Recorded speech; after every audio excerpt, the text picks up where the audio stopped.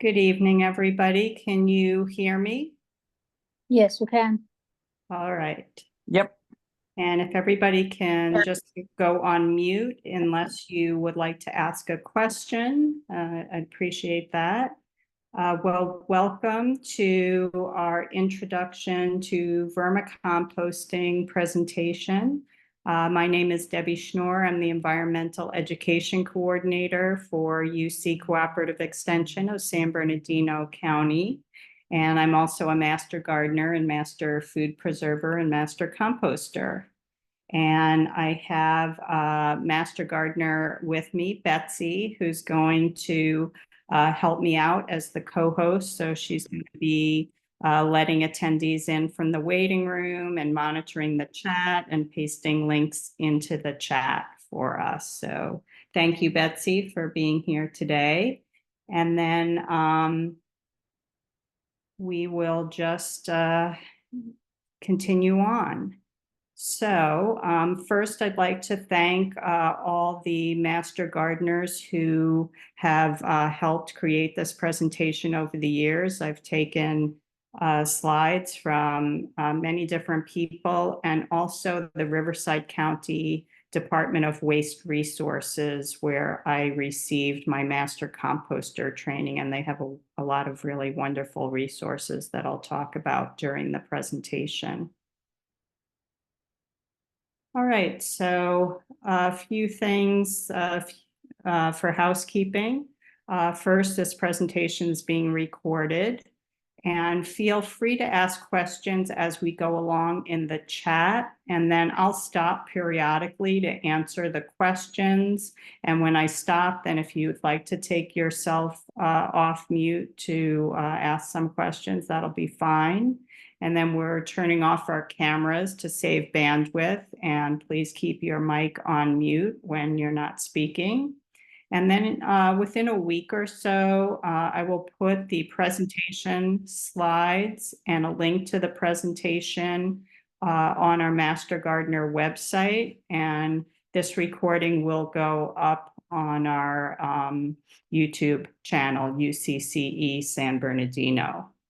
And then Betsy will be putting some links in the chat. If you'd like to save those links, then you go to the chat window, and there's 3 dots in the top right-hand corner. And then if you click that, you can choose Save Chat to save those links. But those links will also, you'll see them again in the presentation slides. If you're not familiar with UC Cooperative Extension, it is a collaboration between the University of California and the various counties in California. And each county has its own programs. And in San Bernardino County, we've got the Expanded Food and Nutrition Education Program, FNEP, which is similar to CalFresh. We have the 4-H Youth Development Program, and also the Master Gardener Program and the Master Food Preserver Program and Environmental Education. And we also have academic advisors in areas like natural resources, community health, horticulture, urban ag, and more.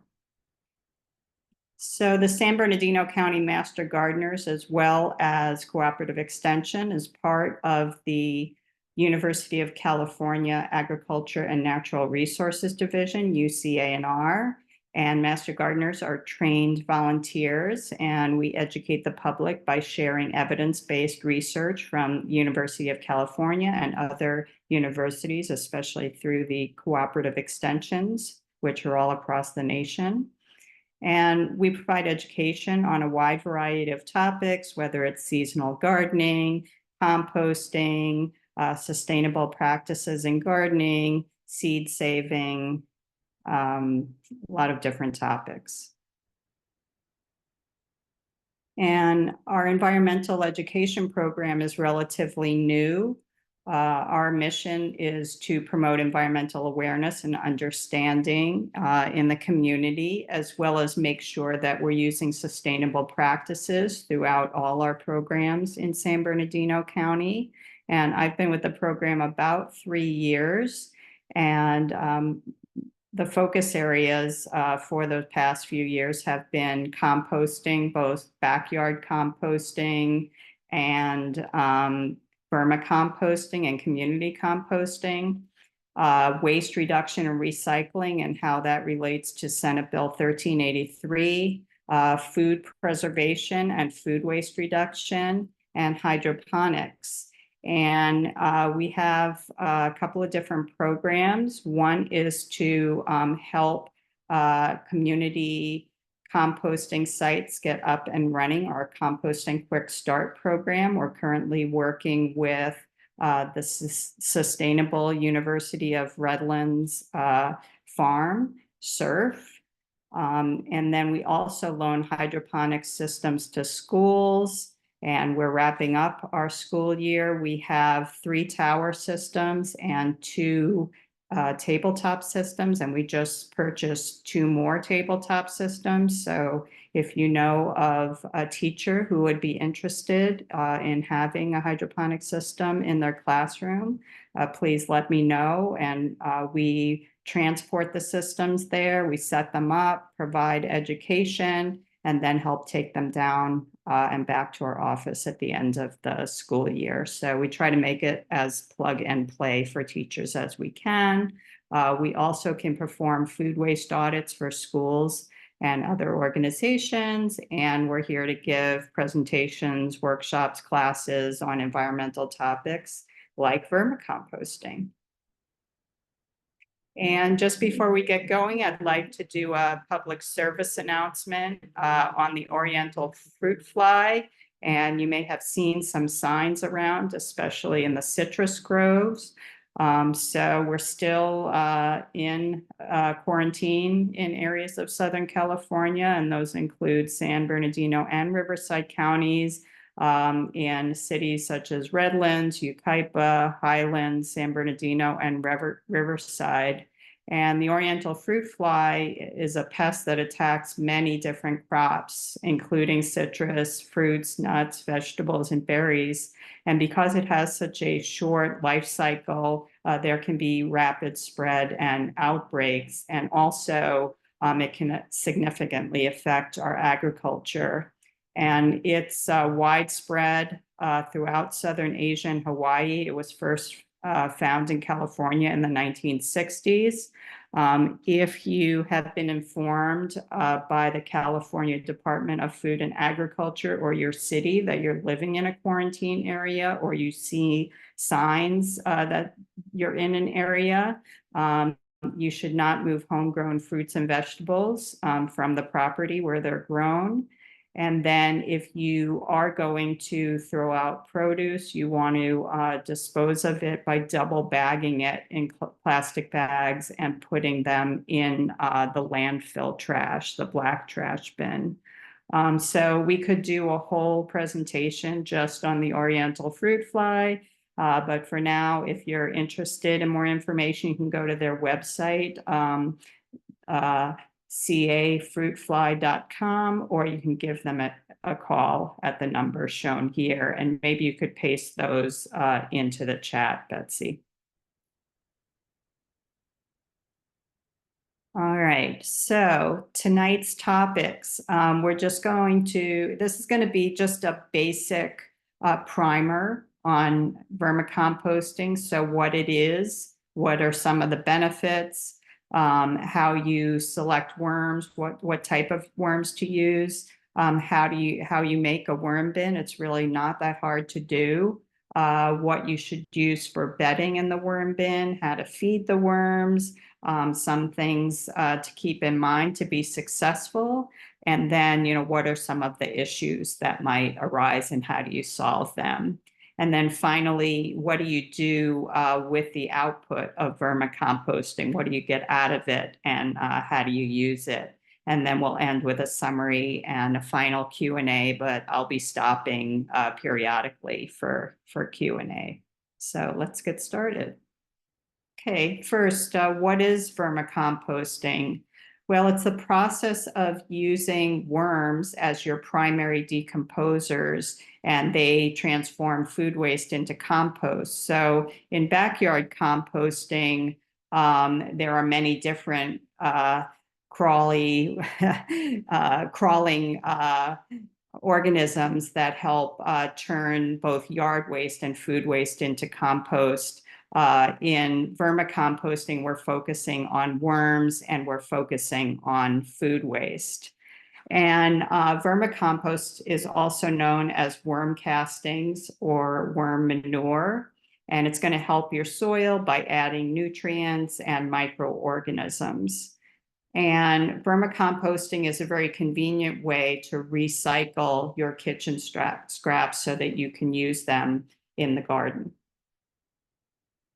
So one of the benefits, similar to traditional backyard composting, it's going to reduce the amount of organic waste in the landfill. And by organic, we mean anything that was once alive. So usually we're talking about plant waste. And by reducing the amount of organic waste in the landfill, we'll reduce greenhouse gas emissions, especially methane. And that will, those are gases that contribute to climate change and global warming. Also, it provides nearly free fertilizer that you can use in your garden.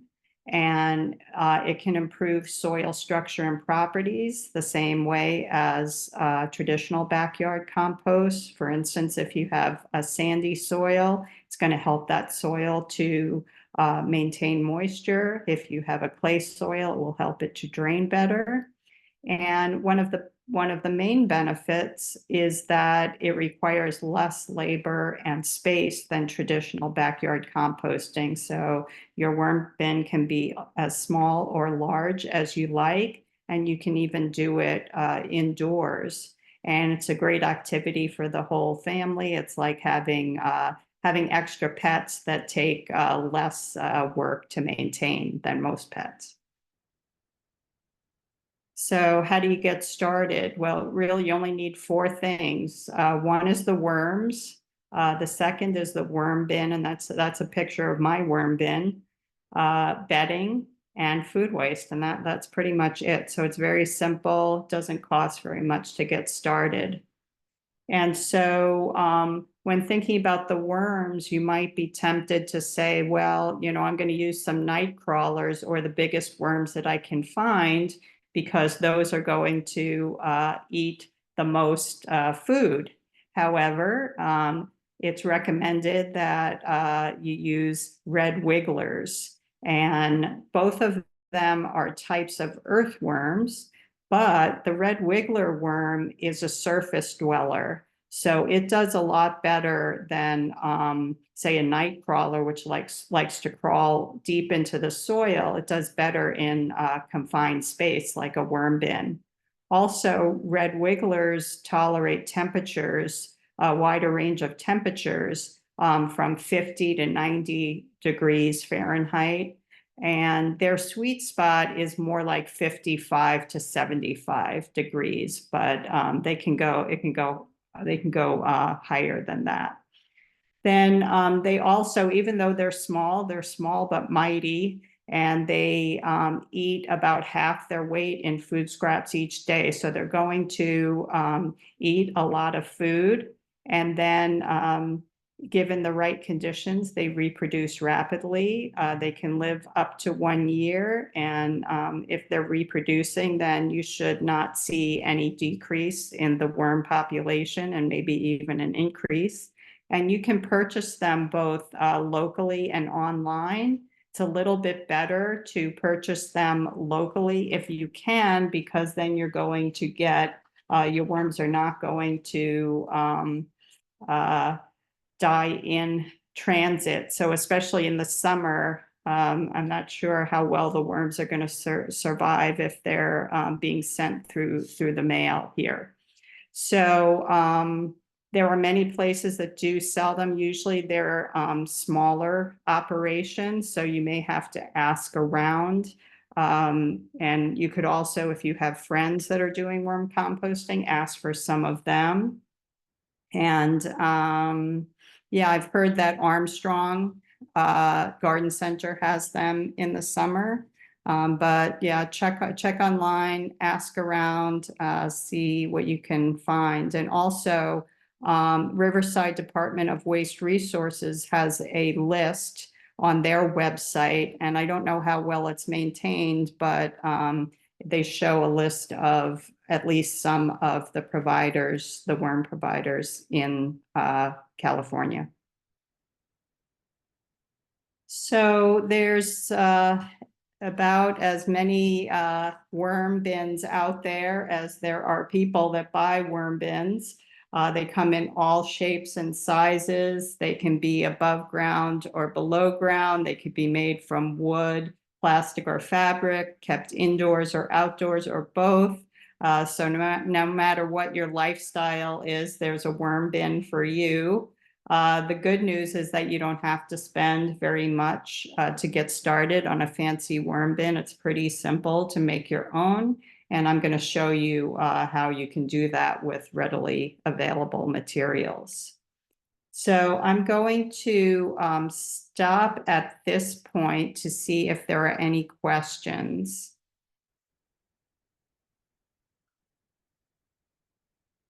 And Betsy, do we have anything? So far, there's no questions in the chat. Okay, if anybody would like to come off of mute and ask a question, you can do so now, or we can continue on. All right, so let's continue on. All right, so worm bin design. As I mentioned before, Riverside County offers master composter training, and they also offer build your own worm bin classes. And this is the design that they promote. And it's the one that I have, and it's been working pretty well for me. So this design is made of 2 stackable containers. And you can see that here, if you look at the top, container or bin A, that's where you're going to have your bedding, your worms, and you put your food in there, and your worm castings, your worm manure is going to be in that top bin. And it has a secure fitting lid, and usually that lid does not have holes in it, but there are ventilation holes kind of made around the perimeter toward the top that and this brings air into the worm bin, so the worms can breathe. And then also there are holes at the bottom, and those are for drainage. So you're going to moisten the bedding and keep the worms moist. And then some of that liquid, some of that water that you put in will drain. And it's going to drain into bin B, which is the bottom. And that's going to collect that excess water, and that's called leachate. And so in that bottom bin, if you fill that with water, that's going to help to keep the worms cool above, or keep them cool in the summer, and also warm in the winter. So it's going to moderate the temperature. And then also in the bottom, you can have some blocks that you're going to put your top bin on. And that's going to keep the 2 bins from becoming airlocked so that they can be easily separated, and also give you more room for those ventilation holes at the top.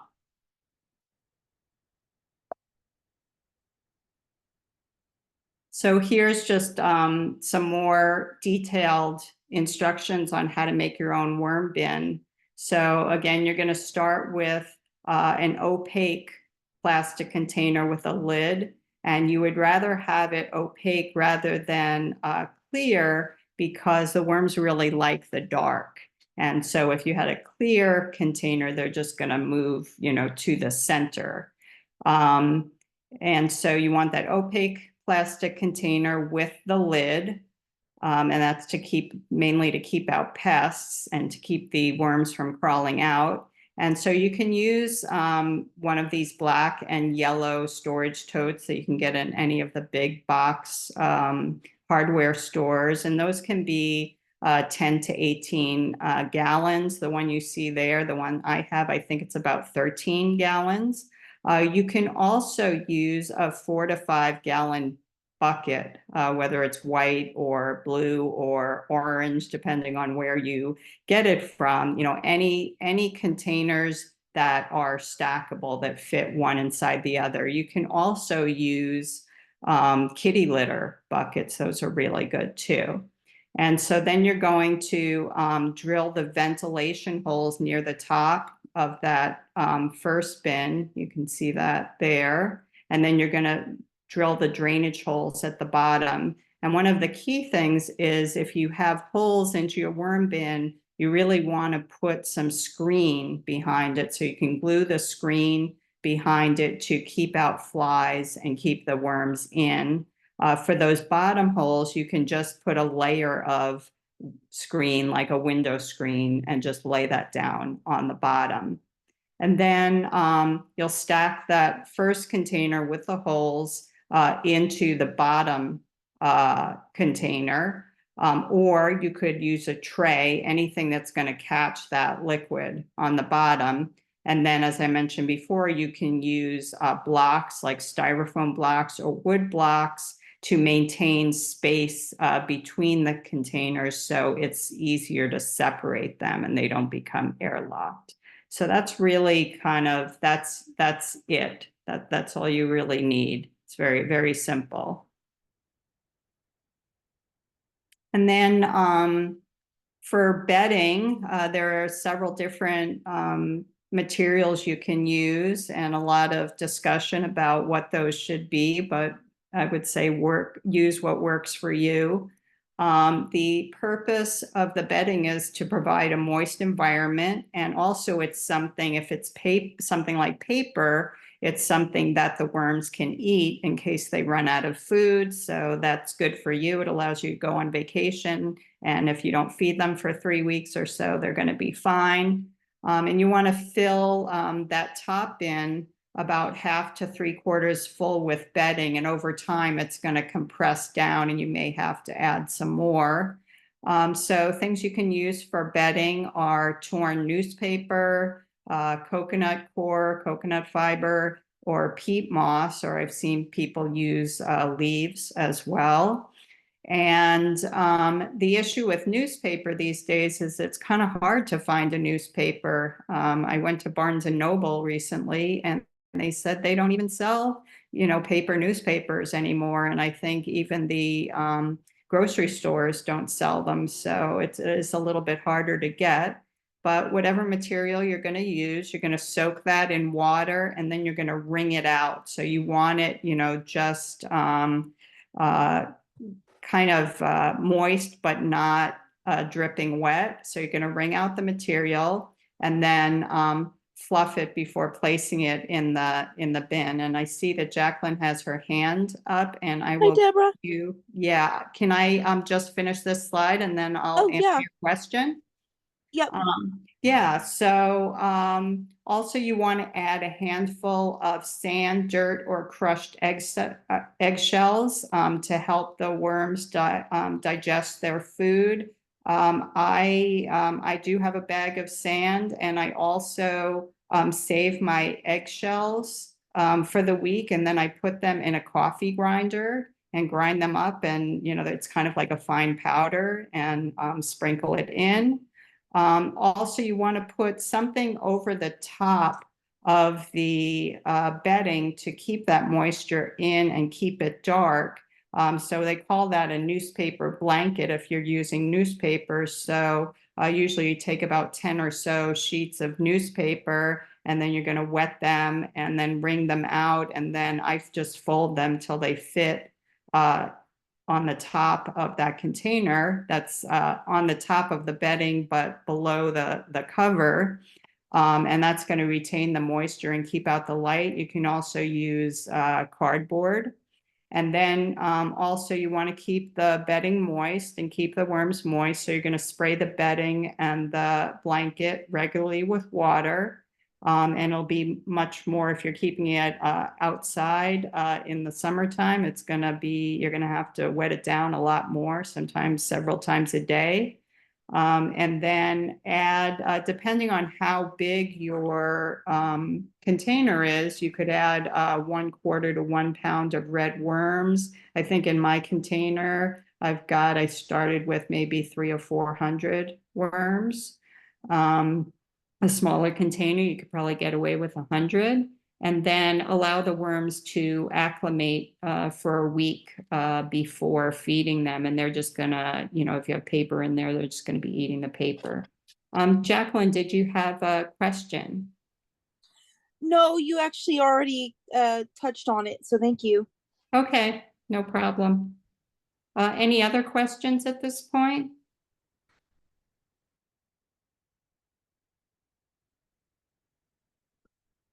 All right, so we will continue on. All right, feeding the worms. So you're going to feed the worms a lot of the same food that you would put in a backyard compost bin. And just think of them as being mostly vegan. So going to put in fruit and vegetable scraps. They really like those, especially things that are sweet and mushy. My worms really they like mango, like I put the mango pits in there with some mango around it, or they also like avocado. You could put pasta or bread or cereal, and it's better to put just plain food in there rather than anything with sauces or milk or butter. Coffee grounds, tea leaves, paper, like newspaper or paper towels, softer paper, newspaper, paper towels and napkins that are not like dirty with chemicals. Maybe they're slightly soiled with food. Eggshells finely crushed. And then you want to avoid putting in yard waste, because if you put in yard waste, then you're going to end up with like a backyard compost bin, and it's going to start getting hot, and you don't want to cook your worms in there. Also, if you wash your own fruit and vegetables, you want to wash your fruits and vegetables for your worms so they don't have any chemicals on them. And then watch out for citrus fruit and peels, because they don't like things that are too acidic, although, I've seen people put some in there. Meat, fish, and bones. You don't want to put in there dairy, fat, grease, and oil, because those are going to attract pests, and the worms are mainly vegetarians. And then salt is going to dry out the worms, and they don't like anything spicy. And also avoid putting in processed foods, because you don't really know, what kind of chemicals are in there. So those are the tips for feeding the worms.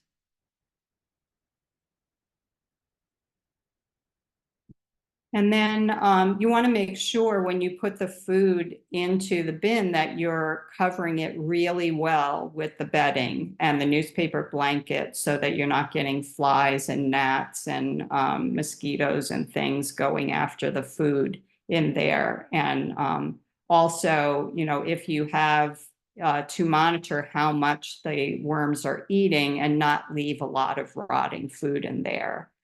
And then removing the food that hasn't been consumed.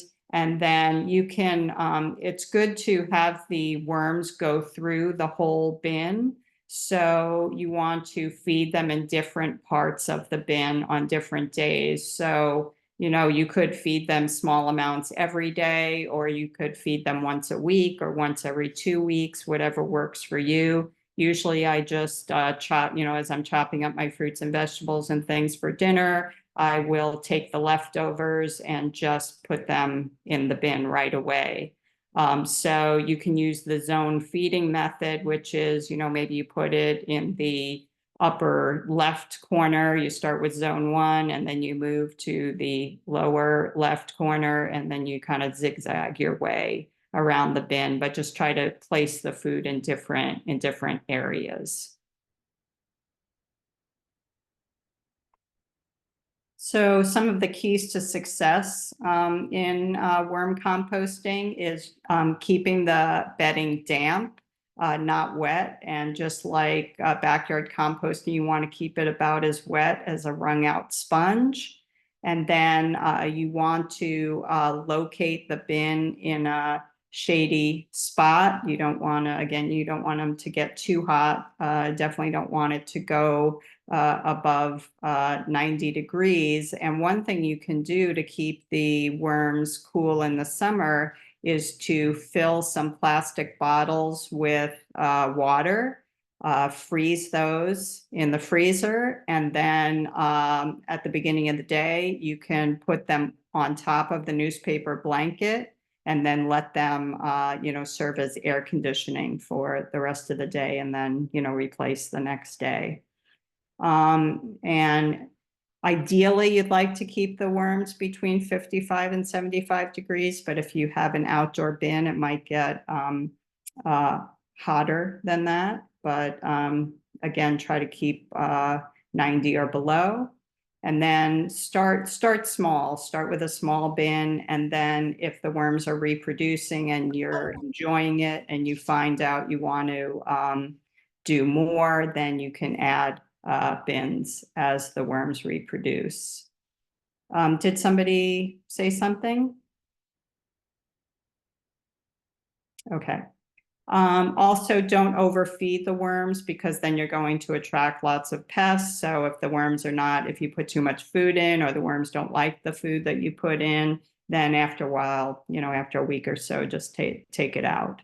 Also avoid acidic or spicy foods. They usually don't like those. And then smaller pieces are better. So you can also put the food in the blender and then pour it in. Also vary the food placement in the bin so the worms are crawling throughout the entire bin. And here it just shows some pictures of the worm cocoons. And so each of those cocoons will produce 2 to 5 worms. And so when you're cleaning out your bin or harvesting your compost, you want to save these so you can put them back in your clean bin. And then for troubleshooting, basically it boils down to not having the right conditions in the bin. So you could find that your bin is not smelling too good. And so some of the possible causes would be it's too wet. You're putting food that they don't like in there. Or one of the foods that you shouldn't put in, like dairy or meat, or too much food. So if it's too wet, you want to make sure that you're getting enough ventilation in there and not putting in too much water. And then too much food, just remove the excess food and feed less in the future. If the worms are dying, again, they probably don't like the conditions in there. So maybe they're getting not enough food, too much food. The bin is too wet or dry. If you're getting moisture on the lid, that probably means that there's not enough ventilation. You can drill holes in the lid if you need to, but again, put that screen on there to keep the pests out. Or if you're getting too many castings, too much worm poop in there, then it's time to harvest and clean the bin. So the worms, they don't mind being with their castings for a while, but eventually they'll want the bin to be cleaned. And then if the worms, sometimes you'll see worms trying to get out because they don't like the conditions. So again, correct any issues with the food or temperature or moisture. And then for pests, you can get fly or gnat or mosquito infestations or ant infestations, and that usually means that they can get to the food. So the food is too exposed. So again, you want to bury the food in the bedding, cover it with a newspaper blanket, make sure that the lid is secure, and then also check that screen that's over the ventilation and drainage holes, and avoid overfeeding. For ant infestation, that's probably most likely outside. You can place the bin in a tray of mineral oil, and that's going to form a moat around your bin so that the ants won't be able to get to it. Okay, so I'm going to stop for a moment. And are there any questions at this point?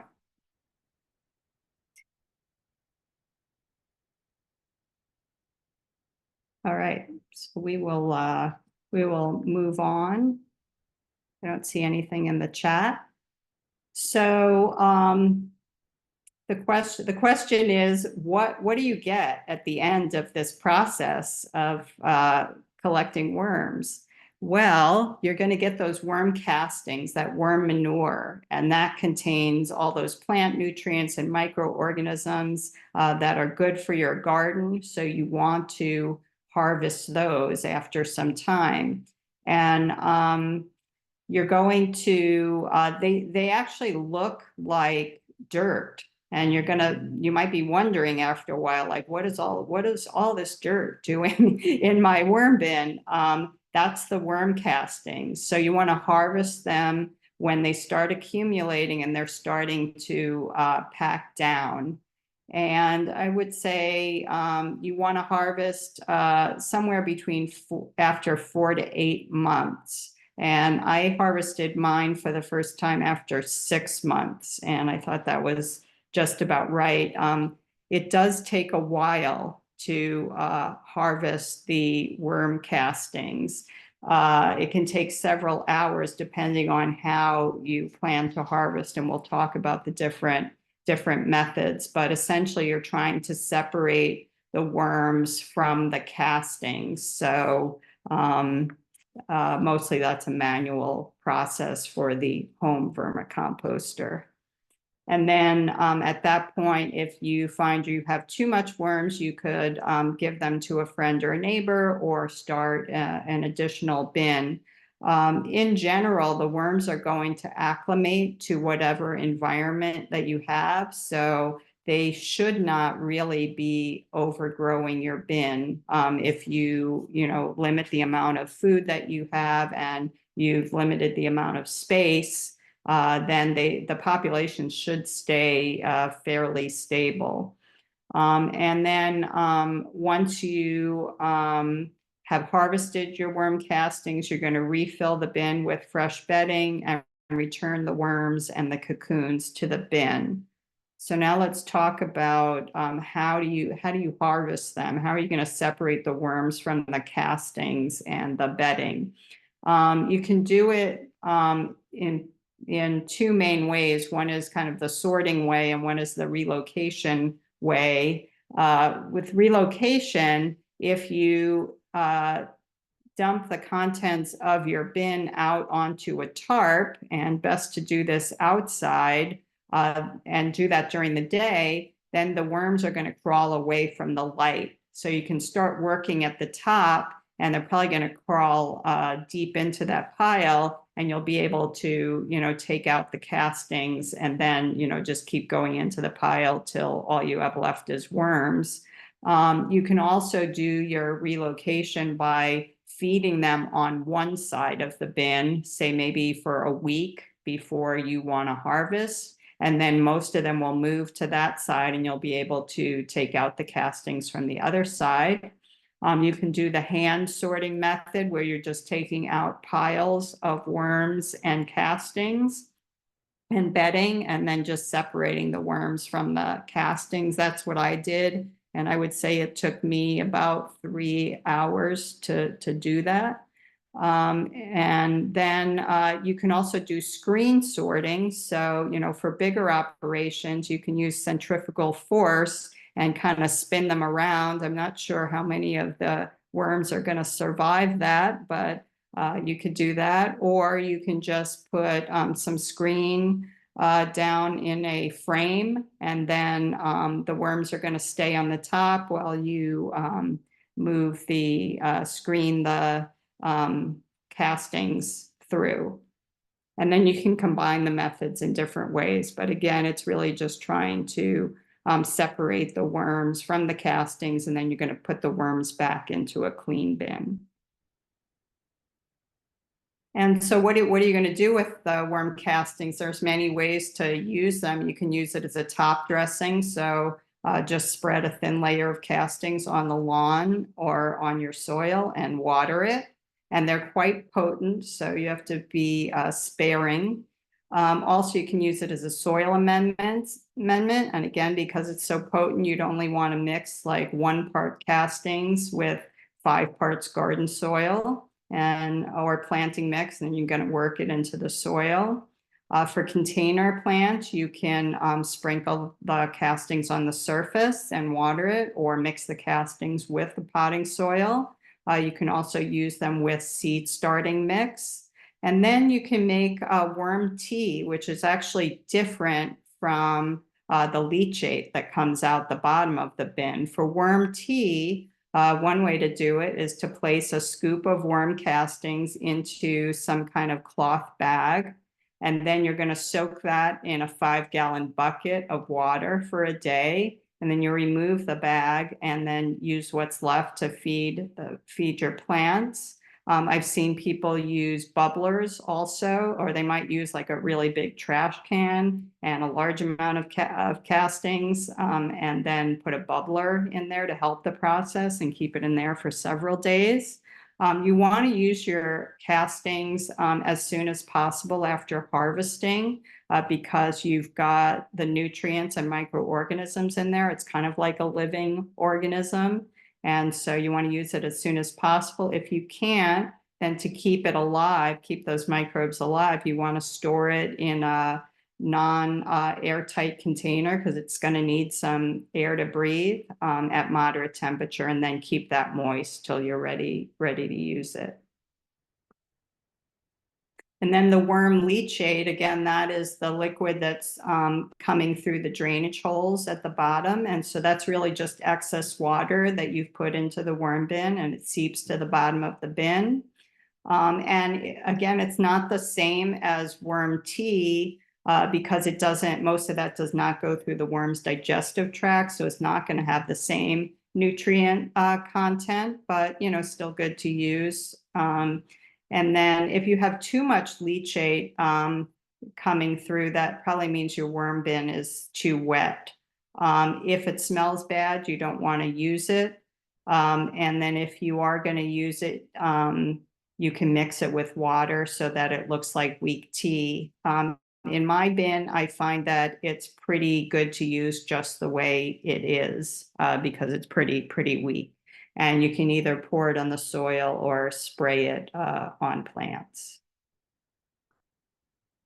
Okay, so for the summary, vermicomposting uses worms as the primary decomposers, and we're mostly focused on food waste and turning that into worm castings, worm manure. And you can do it indoors or outdoors, and requires just 4 basic components, just the worms, worm bin, bedding, and food waste. And then red wiggler worms are preferred because they are going to adapt well to like a worm bin, confined conditions. And they're going to tolerate a wider range of temperatures, 50 to 90 degrees. And they're also prodigious feeders. So even though they're small, they can break down a lot of organic matter quickly and efficiently. And then worm castings are a natural organic fertilizer that you're going to get from food waste that you would normally just throw away anyway, hopefully in the green bin. And that's going to enrich your soil. It's going to promote plant growth, and it's a sustainable gardening practice. And the key to successful vermicomposting is just maintaining the proper conditions in the worm bin. So that's mainly moisture, temperature, ventilation, and then make sure you're feeding the appropriate type and amount of food. And I would say, you know, just don't get discouraged if it's not working out right away. It's all a big experiment. And so just try different things and see how they work. Same thing with backyard composting. All right, so before I go into the resources, are there any questions at this point? Feel free. No question is too simple.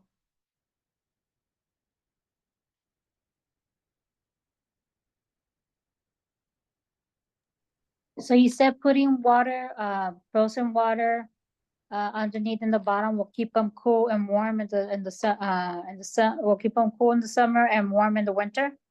Yeah, so if you put water, just regular water, in that bottom container, then that's going to moderate the temperature. What I said about the frozen water was if you want to provide extra cooling in the summer, you can freeze bottles of water and put them on top of the newspaper blanket. I hope that's clear. And then you would just, you know, refreeze them the following, you know, day.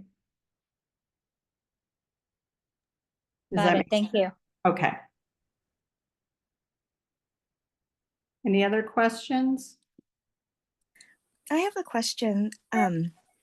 Do you have to add bedding every time you feed, or do you just add bedding when you create the bin? Yeah, just when you create the bin, you know, you may find that because you try to fill it like half to 3/4 full. And over time, it will compress, and you may find that, you know, after a few months, maybe you want to add a little bit more, but you actually don't really need to unless, you know, unless you're getting a lot of worms and they need more bedding. I only change it out when I harvest the castings. So that could be, you know, every 6 months or so. Okay, thank you. Yes. Any other questions?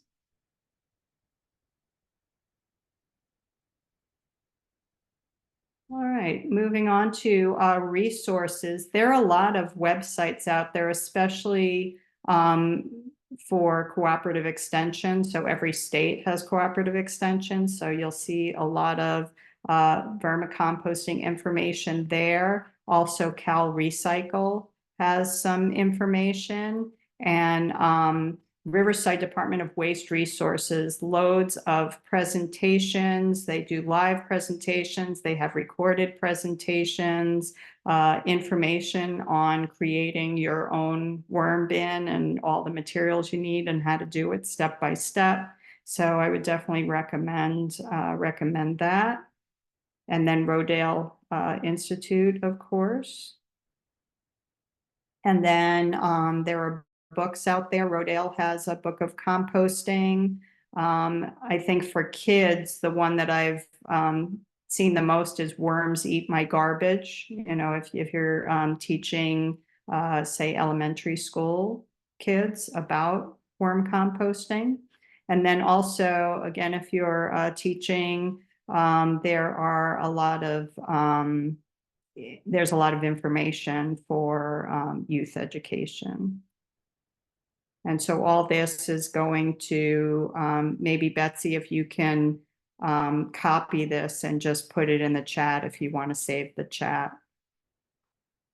And it's also going to be in the presentation, which will be on our website.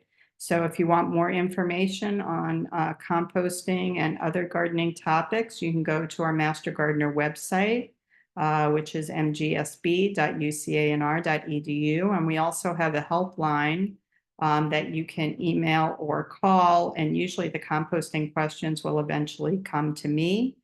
And you can follow us on Facebook, Instagram, and YouTube is where this video is going to be. And we have a lot of other videos on composting and other gardening topics. And then after this presentation, if you have any lingering questions, you can also contact me directly by email. And if you can put that in the chat, Betsy, and also the Master Gardener helpline. And the nice thing about the helpline is you can send photos too, if you're trying to solve a gardening or composting issue.